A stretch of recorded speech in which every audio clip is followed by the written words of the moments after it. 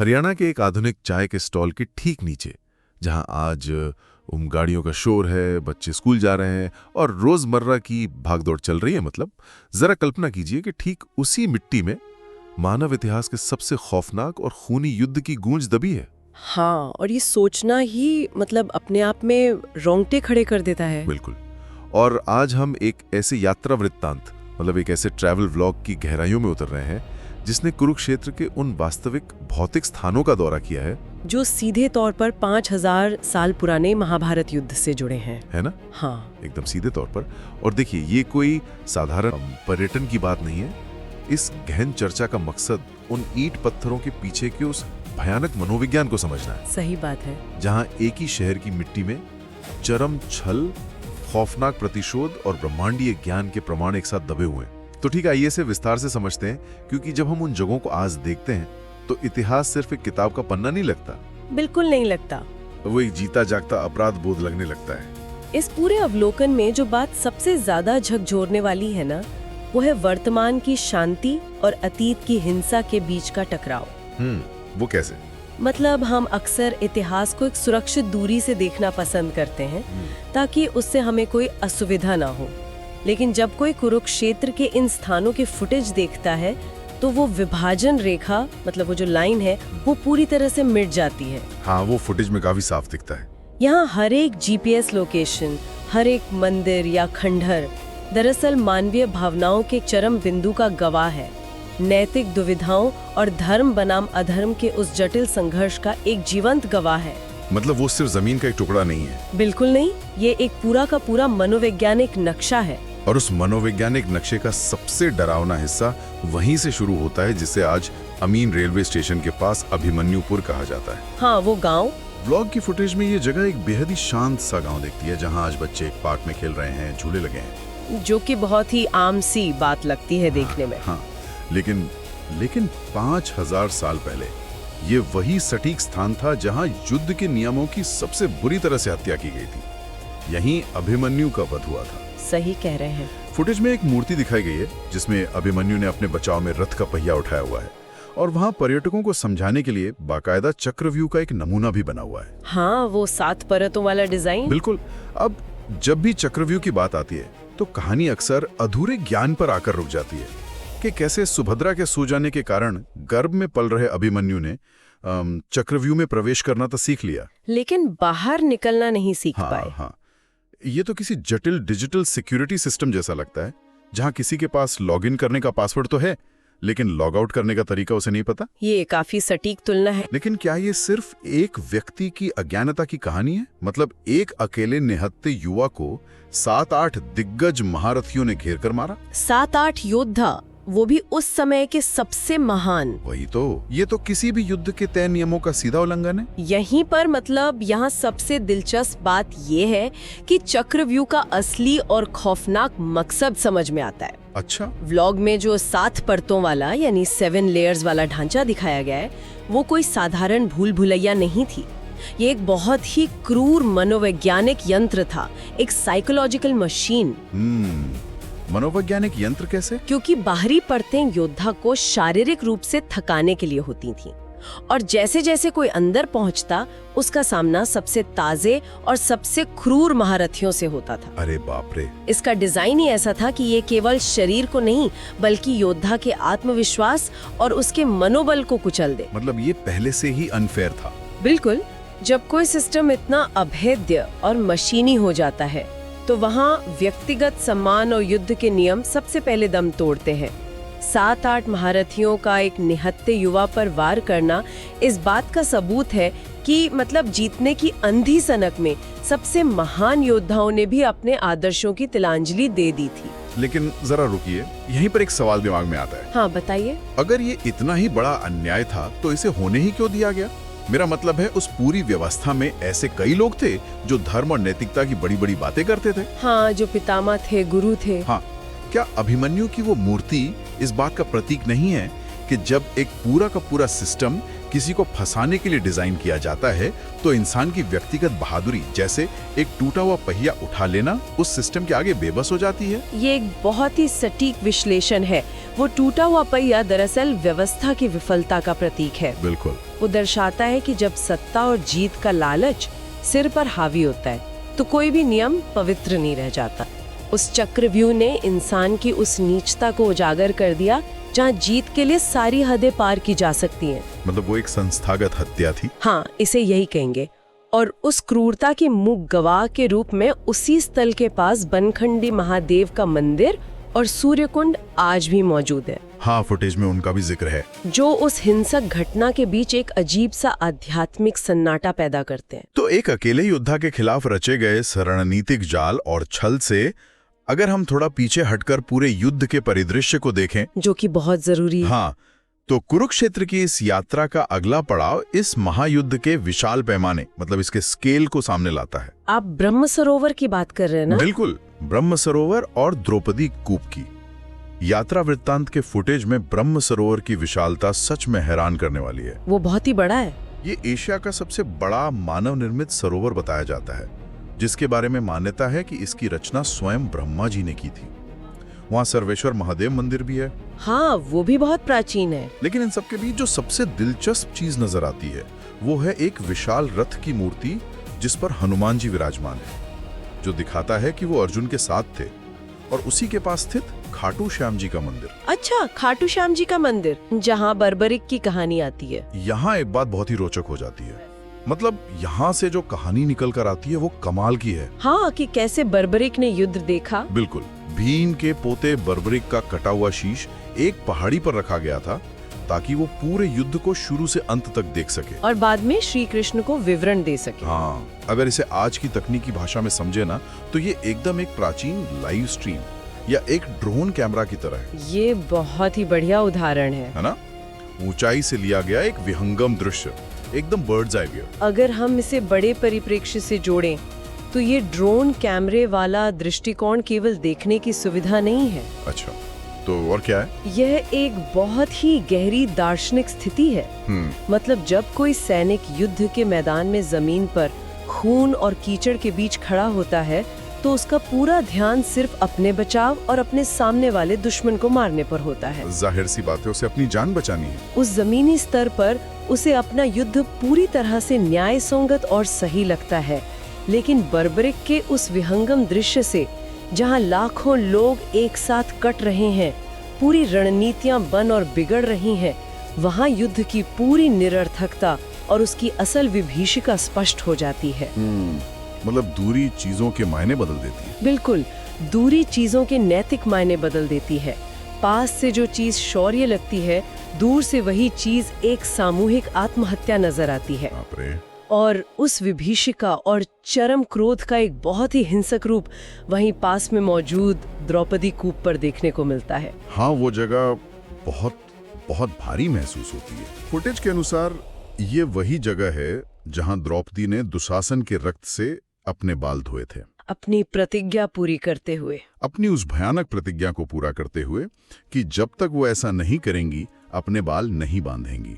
इस घटना की तीव्रता पर विचार करना भी सिहरन पैदा करता है। सच में एक तरफ विशाल ब्रह्म सरोवर है जो ब्रह्मा के सृजन और निर्माण का प्रतीक है, और ठीक उसी के बगल में ये कूप है जो अकल्पनीय अपमान और उस अपमान से उपजे सबसे खौफनाक प्रतिशोध का स्मारक है। इस विरोधाभास को अगर गहराई से समझा जाए तो ये मानवीय अस्तित्व की सबसे बड़ी सच्चाई को सामने रखता है। निर्माण और विनाश हमेशा एक दूसरे के अगल बगल चलते हैं, दोनों साथ साथ। हाँ, सरोवर की वो शांत और पवित्र आभा, वहाँ की कात्यायनी देवी मंदिर और रुक्मणी घाट की शांति, ये सब उस भयानक अतीत के ऊपर एक आवरण की तरह है, एक पर्दे की तरह। बिल्कुल। और द्रौपदी की वो प्रतिज्ञा कोई सामान्य गुस्सा नहीं था, वो एक ऐसे समाज पर सीधा तमाचा था जो एक स्त्री के चरम अपमान पर मौन रह गया था। सही बात है। खुले बाल उस समाज में विद्रोह और अधूरे न्याय का प्रतीक थे, और उस न्याय को पूरा करने के लिए जो कीमत चुकाई गई ना, वो उस कूप के रूप में आज भी वहाँ दर्ज है। तो सृजन और प्रतिशोध के इस भारी टकराव से निकलकर ये यात्रा वृत्तांत हमें एक ऐसे पड़ाव पर ले जाता है जो शायद इस पूरे महाकाव्य का सबसे मार्मिक हिस्सा है और मनोवैज्ञानिक रूप से सबसे जटिल हिस्सा भी है। हाँ, ये हमें नरकतारी की ओर ले जाता है, वह स्थान जहाँ कर्तव्य और वफादारी इंसान के लिए सबसे बड़ा दर्द बन गए। भीष्म पितामह का मंदिर। बिल्कुल, फुटेज में नरकतारी का वो स्थान दिखाया गया है जहाँ भीष्म पितामह का मंदिर है। अर्जुन के परदादा जो 56 दिनों तक बाणों की शैया पर लेटे रहे थे। 56 दिन, मतलब सोचने वाली बात है। जरा इस समीकरण की क्रूरता को समझिए। एक तरफ 5 पांडव हैं जिन्हें वो व्यक्तिगत रूप से सबसे ज्यादा प्रेम करते हैं, और दूसरी तरफ 100 कौरव हैं जिनकी तरफ से लड़ने के लिए वो मजबूर हैं। एक बहुत ही भयानक धर्म संकट। ये स्थिति मुझे किसी बेहद क्रूर और सख्त कॉर्पोरेट कॉन्ट्रैक्ट की तरह लगती है। हाँ, ये एनालॉजी काफी फिट बैठती है। मतलब एक ऐसा अंधा एग्रीमेंट जिसने एक व्यक्ति को मजबूर कर दिया कि वो एक भ्रष्ट सिस्टम को बचाने के लिए अपने ही परिवार के खिलाफ हथियार उठा ले। कॉर्पोरेट कॉन्ट्रैक्ट का ये नजरिया दरअसल संस्थागत वफादारी, मतलब इंस्टीट्यूशनल लॉयल्टी की असलियत को नंगा कर देता है। वो कैसे? देखिए, ये एक महत्वपूर्ण सवाल खड़ा करता है। भीष्म का उस बाणों की शैया पर लेटना सिर्फ युद्ध में मिली एक शारीरिक चोट नहीं थी, वो उस पूरी भ्रष्ट व्यवस्था का भार था जिसे उन्होंने हस्तिनापुर के सिंहासन से बंधे होने की प्रतिज्ञा के कारण अपने कंधों पर उठाया था। और जब उन्हें प्यास लगी थी? हाँ, जब अर्जुन ने पर्जन्यास नामक तीर चलाकर पाताल से जलधारा निकाली थी, जो कुंड आज भी वहां नरकतारी में 5000 साल बाद मौजूद है। बिल्कुल, ताकि सीधे भीष्म के मुख में पानी जा सके। तो वो कृत्य सिर्फ प्यास बुझाने का नहीं था, वो उस नई पीढ़ी का अपनी पिछली पीढ़ी के प्रति एक अजीबोगरीब सम्मान और साथ ही एक वैचारिक विद्रोह का मिला जुला रूप था। लेकिन 56 दिन, जरा सोचिए, इतने शक्तिशाली, इतने ज्ञानी व्यक्ति का उन तीरों की चुभन सहते हुए इतने लंबे समय तक तड़पना दर्दनाक है। क्या ये शारीरिक पीड़ा से कहीं ज्यादा उनकी मानसिक पीड़ा, उनके भयानक अपराध बोध का प्रतीक नहीं है? गिल्ट का, हाँ बिल्कुल है। उन्हें अच्छी तरह मालूम था कि वो गलत तरफ खड़े हैं। अगर आज के समय में कोई व्यक्ति किसी गलत या जहरीले सिस्टम में होता है तो वो इस्तीफा दे सकता है, लेकिन वहाँ ऐसा कोई विकल्प नहीं था। यही वो बिंदु है जो सत्ता और नैतिकता के बीच का सबसे बड़ा सवाल खड़ा करता है। क्या सवाल? क्या अंधी वफादारी किसी व्यक्ति को नैतिक पतन से बचा सकती है? भीष्म इस बात के सबसे बड़े उदाहरण है कि अगर कोई व्यक्ति गलत सत्ता को अपना समर्थन देता है तो उसकी व्यक्तिगत महानता, उसका ज्ञान या उसकी ताकत उसे उस पीड़ा से नहीं बचा सकती। वो पीड़ा तो झेलनी पड़ेगी। हाँ, उनका पूरा चरित्र इस बात का प्रमाण है कि संस्थागत वफादारी और नैतिक स्पष्टता में जब टकराव होता है ना, तो गलत का साथ देना इंसान को अंदर से खोखला कर देता है। बहुत गहरी बात कही आपने। और सबसे बड़ी विडंबना देखिए, उसी असहनीय फिर शारीरिक और मानसिक पीड़ा के बीच से विष्णु सहस्रनाम जैसा सर्वोच्च ज्ञान निकलता है। अच्छा, वहीं पे? हाँ, फुटेज में बताया गया है कि यहीं पर श्री कृष्ण ने अर्जुन को वो ज्ञान दिया था। ये दर्शाता है कि सर्वोच्च ज्ञान अक्सर सबसे गहरी पीड़ा की राख से ही जन्म लेता है। पीड़ा और ज्ञान के सजीव और गहरे रिश्ते को अगर अपने चरम पर समझना हो तो ये यात्रा हमें कुरुक्षेत्र के उस अंतिम और सबसे रहस्यमयी स्थान की ओर ले जाती है। ज्योतिसर। ज्योतिसर, ये इस पूरे महाकाव्य का दार्शनिक और वैचारिक केंद्र है। फुटेज में यहाँ एक अक्षयवट यानी बरगद का पेड़ दिखाई देता है। बताया जाता है कि ये पेड़ 5000 साल से भी ज्यादा पुराना है और वो हर मौसम में हरा भरा रहता है, चाहे पतझड़ हो या बसंत। ये तो एक मूक टाइम ट्रैवलर की तरह हो गया जो सदियों से अपनी जगह पर चुपचाप खड़ा होकर इतिहास को अपने सामने घटते हुए देख रहा है।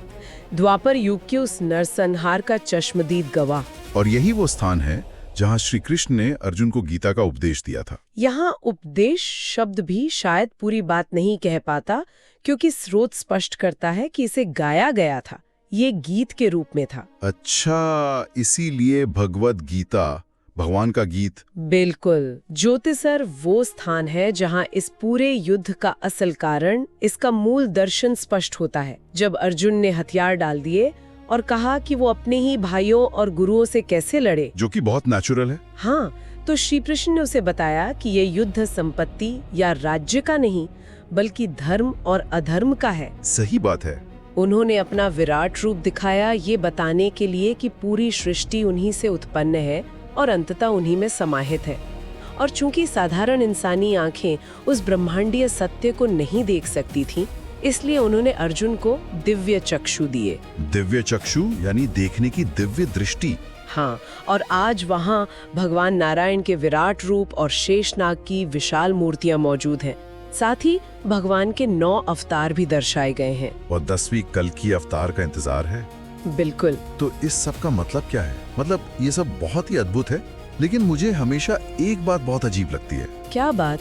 मतलब एक रणभूमि जहाँ कुछ ही पलों में शंख बजने वाले हैं, लाखों लोग कटने वाले हैं, खून की नदियां बहने वाली हैं। क्या दर्शन शास्त्र ब्रह्मांड की उत्पत्ति और आध्यात्मिकता की इतनी गहरी बातें करने के लिए एक खूनी युद्ध का मैदान सही जगह हो सकती है? ये सवाल बहुत लोग पूछते हैं। क्या शांति और धर्म की इतनी बड़ी बातें हिमालय की किसी शांत गुफा या आश्रम में नहीं होनी चाहिए थी? ये विरोधाभास अक्सर सबको खटकता है, लेकिन असल में यही इस उपदेश की सबसे बड़ी ताकत है। वो कैसे? देखिए, शांति के समय में दर्शन शास्त्र अक्सर एक बौद्धिक विलासिता, मतलब इंटेलेक्चुअल लग्जरी बनकर रह जाता है। बस बातें करने के लिए। हाँ, लेकिन जब मौत बिल्कुल सामने खड़ी हो, सामने भाले और तलवारें चमक रही हो, तब जीवन के असली अर्थ को समझना कोई विलासिता नहीं, बल्कि सबसे बड़ी जरूरत बन जाता है। वाह, ये तो सच में बहुत पावरफुल है। गीता का वो उपदेश व्यक्तिगत भावनाओं और पारिवारिक मोह को छोड़कर एक बड़े लौकिक कर्तव्य धर्म की स्थापना के लिए था। कृष्ण अर्जुन को उस विराट सत्य से परिचित करा रहे थे, जहां व्यक्तिगत रिश्ते बहुत छोटे पड़ जाते हैं और पूरी मानव जाति के कल्याण के लिए कभी-कभी सबसे कठोर फैसले लेने पड़ते हैं। बिल्कुल सही। तो अगर हम इस पूरी गहन चर्चा को समेटे तो ये सिर्फ एक युद्ध के मैदान के बचे हुए निशानों का नक्शा नहीं है। बिल्कुल नहीं। हमने अमीन गांव यानी अभिमन्युपुर में उस क्रूर रणनीतिक जाल और मनोवैज्ञानिक युद्ध को देखा, जिसने युद्ध के सारे नियम तोड़ दिए। जहां वो 7 परतों वाला चक्रव्यूह था। हाँ, फिर हमने ब्रह्म सरोवर की विशालता के ठीक बगल में द्रौपदी कूप के पास ली गई उस भयानक प्रतिज्ञा और प्रतिशोध की तपिश को महसूस किया, जो न्याय की मांग थी। बिल्कुल। नरकतारी में हमने समझा कि कैसे अंधी वफादारी इंसान को बाणों की शैया पर लिटा सकती है, एक ऐसा कॉर्पोरेट कॉन्ट्रैक्ट जिसे निभाना मौत से भी बदतर हो सकता है। भीष्म पितामह का वो दर्द। और अंततः ज्योतिसर में हमें वो ब्रह्मांडीय सत्य मिला, जहां पता चला कि ये सब किसी व्यक्तिगत दुश्मनी के लिए नहीं, बल्कि एक वृहद धर्म की स्थापना के लिए था। और ये सभी स्थान मिलकर 5000 साल पहले हुए युद्ध की एक बहुत ही सजीव और धड़कती हुई तस्वीर पेश करते हैं। और यही वो बिंदु है जहां ये 5000 साल पुराना इतिहास आज की दुनिया से सीधे टकराता है। वो कैसे? आज हम भले ही तीरों और तलवारों से नहीं लड़ रहे हैं, लेकिन क्या इंसान सच में युद्ध नहीं लड़ रहा है? हाँ, ये बात तो है। आज भी तो लोग अपने अपने अदृश्य चक्रव्यूह में फंसे हुए हैं। बिल्कुल। सोचने वाली बात है कि आज के समय में लोग किन किन चक्रव्यूहों में उलझे हैं। किसी जहरीले वर्कप्लेस का चक्रव्यूह, उलझे हुए रिश्तों का चक्रव्यूह, या फिर सोशल मीडिया का एक ऐसा मायाजाल जहां लॉगिन करके प्रवेश करना तो बहुत आसान है, लेकिन वहां से बाहर निकलने का रास्ता किसी को नहीं पता। वही अभिमन्यु वाली स्थिति। एकदम। और सबसे बड़ा सवाल यह है कि उन आधुनिक चक्रव्यूहों में फंसा हुआ इंसान क्या आज धर्म और अधर्म के बीच उस विराट सत्य को पहचान पा रहा है, या वो भी बस अर्जुन की तरह कुरुक्षेत्र के बीचों बीच मोह और दुविधा में खड़ा है? ये एक ऐसा मंथन है जो हर कालखंड में प्रासंगिक रहता है। कुरुक्षेत्र की भूमि केवल एक भौगोलिक स्थान नहीं है, ये इंसान के भीतर चलने वाले निरंतर युद्ध का एक प्रतीक है। और शायद यही इस गहन चर्चा का सबसे अहम और झकझोरने वाला पहलू है। बिल्कुल। इस सफर के अंत में एक विचार है जो दिमाग से निकल ही नहीं रहा है। क्या विचार? यदि ज्योतिसर का वह अक्षय वट वृक्ष पिछले 5000 वर्षों से चुपचाप खड़ा होकर इंसानी फितरत, उसके लालच, उसके संघर्ष और उसके ज्ञान का मुंह गवाह बना हुआ है, हाँ, तो उस महाकाव्य युद्ध की और कितनी ऐसी अनकही सच्चाइयां, कितनी और खौफनाक रणनीतियां और गहरे रहस्य होंगे जो कुरुक्षेत्र की उस शांत दिखने वाली मिट्टी में आज भी दबे हुए हैं। सच में सोचने वाली बात है। वे महज किताबों में दर्ज पौराणिक कथाएं नहीं हैं, वे मानव इतिहास के ऐसे पन्ने हैं जिनका पूरी तरह से खुलना और समझा जाना शायद अभी बाकी है। उन दबी हुई सच्चाइयों और अपने आसपास के अदृश्य चक्रव्यूहों के बारे में सोचते रहिए फिर मिलेंगे दोस्तों।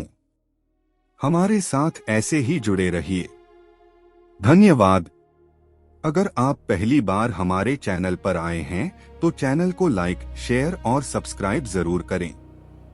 आपका प्यार और समर्थन ऐसे ही बना रहे। और भी दिलचस्प कहानियों के लिए जुड़े रहें नरेश एनिमेशन के साथ।